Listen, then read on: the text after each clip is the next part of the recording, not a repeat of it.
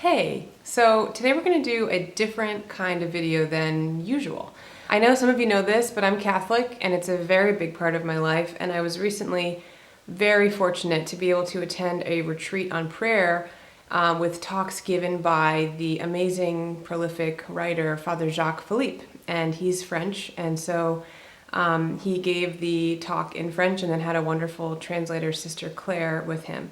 And a bunch of you saw my Instagram post and you wanted me to share some points from the retreat with you, and it was all about prayer, and I feel like it was just exactly what I needed right now at this point during Lent, and just with things going on in my own personal life. It was just so enlightening, and he was so simple, and I just am excited to share these points with you guys because I think they'll help you too.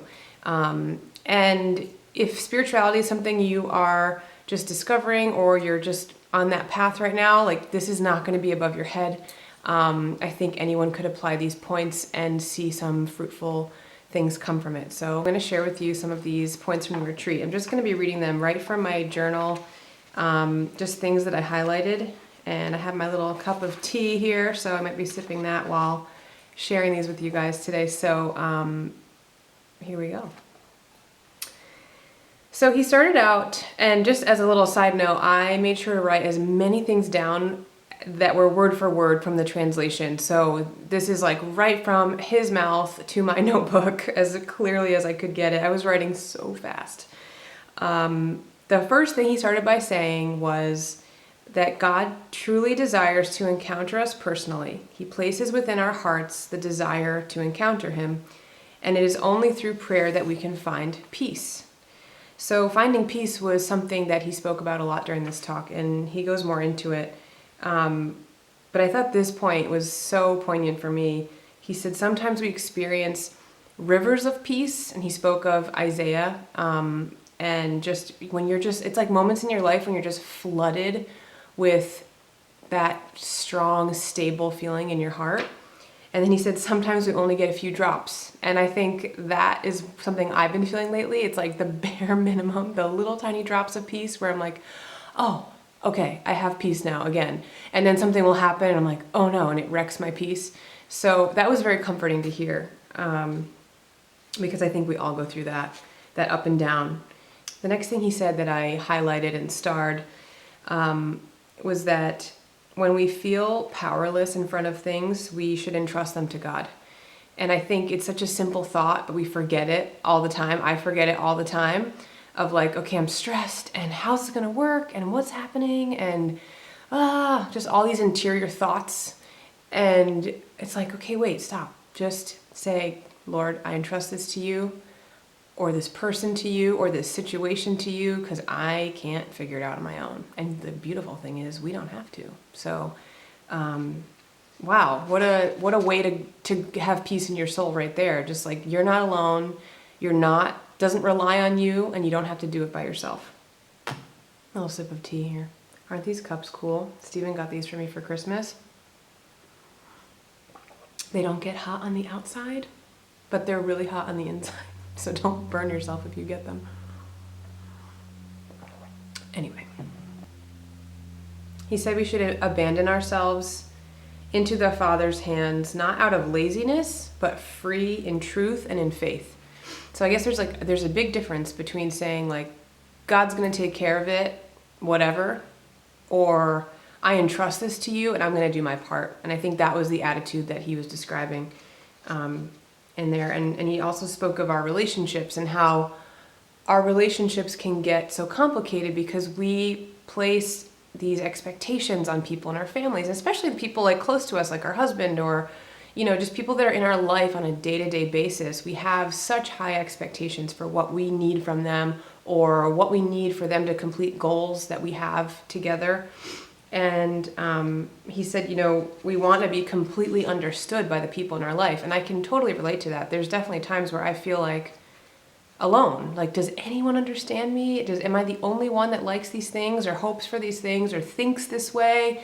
And I think he said that can be a suffering, a small suffering, and allow God to love you. And I think this is something that's been coming up a lot for me in my own spiritual direction, in my own prayer, and just the things that God is showing me, is like, he gave this image, and he actually did the hand motion of like, as women, like he was like trying to relate to us so much. He was like, you say like, okay, I'm gonna wash my hair, do my makeup, get ready, and then you can see me. And he was saying that in the spiritual life, we can do the same thing, where we can say like, oh God, don't look at me, like I'm not ready for you to love me right now, like I'm being selfish, or I'm tired, or I'm stressed, and like this is not the real me, so don't love me right now because I don't feel my best, I don't look my best, my soul is not in its best state.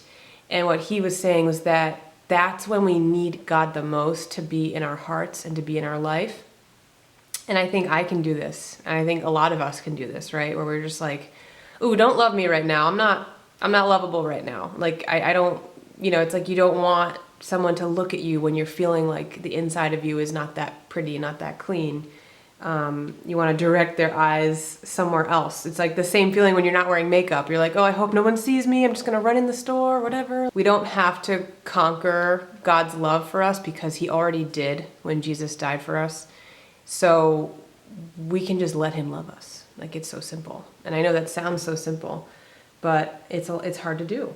And it can be very healing. And I think once I said, okay, God, you can love me, even though sometimes I feel like a bad mom or a bad wife or a bad daughter, or I feel like I'm not just being a good Christian. Like, I feel like today I did a few things that I'm really not proud of, and I don't want you to know about those things, but instead saying like, look, I did this and I need your help not to do it again. And I need your help to grow and to be better and be more mindful and be more present in how I treat others and how I treat myself, so that I can grow. And that's like all I want out of life. And that's only why I'm sharing this with you guys today. Like, we all want to grow. I have this just desire to be my best self, and I can see my flaws so clearly, and I want to work on them. But at the same time, I have to let God love me in the state that I'm in. He talks about how there's no one technique of prayer. Whatever works for you in that moment. Sometimes it's just putting yourself in the presence of God. Sometimes it's the rosary. Sometimes it's adoration or mass, or just reading some scripture or a meditation. Like, whatever you can do in that moment is enough and is pleasing to God, because you're not doing it for yourself. You're doing it for God.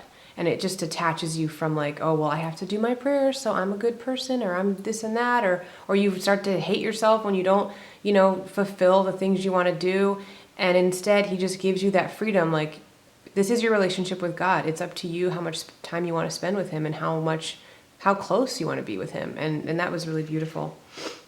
He said, how nice would it be? He said, we'd be very happy if every morning the Lord would slip a piece of paper under our door with answers to our questions. Like, yeah, that would be amazing. Then we would not worry about decisions we need to make, or what's going to work out or what's not going to work out. And that's life. But making that act of faith that like everything's going to be okay, and God's going to bring good out of whatever decision I make, or however this day goes. And just being with God, like letting him walk with you through the day, I think is what he was saying. Like, don't be limited by, oh, well, I have to do this certain way, or I have to pray this certain way. I think I was a lot like that when I first had my daughter. I wasn't used to praying, holding a baby, feeding a baby, cooking, doing the dishes. Like, to me, that was not, I couldn't combine the two, and I had to learn how to do that so that I could still have a relationship with God, but also do the things I needed to do as a mom. And that was a very big learning curve. He said one of the prayers that we can say is, Lord, I feel nothing, I understand nothing, but I believe. And I think that spoke to me so much, because we can sometimes not know what to say to God. We approach him and we're just like, okay, here I am. I don't even know what to say. I'm kind of having a weird day.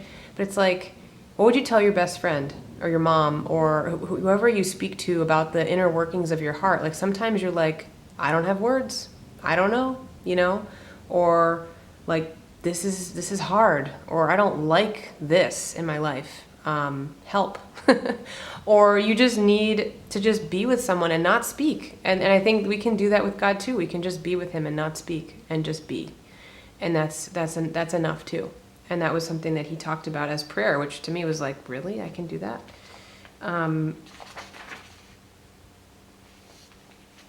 One One thing I really liked that he said was, in winter, the windows seem clean, but when the sun comes out, it's a disaster.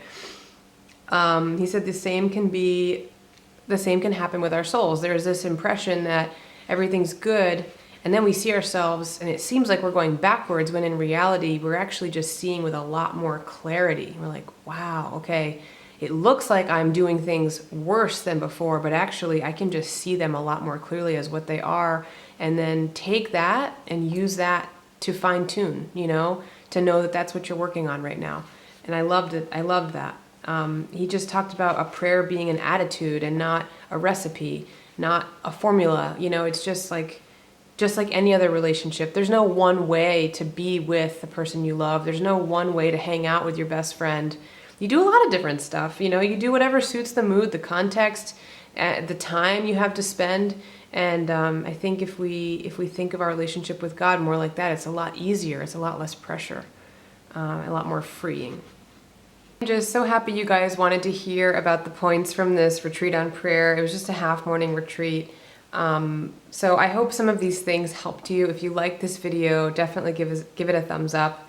And if you like my other videos, just subscribe. I'm going to be adding a lot more new content to this YouTube channel, just taking from the themes from my blog of style, living, and family, and just exploring all of those topics through video, which I think is just like so much more captivating than text.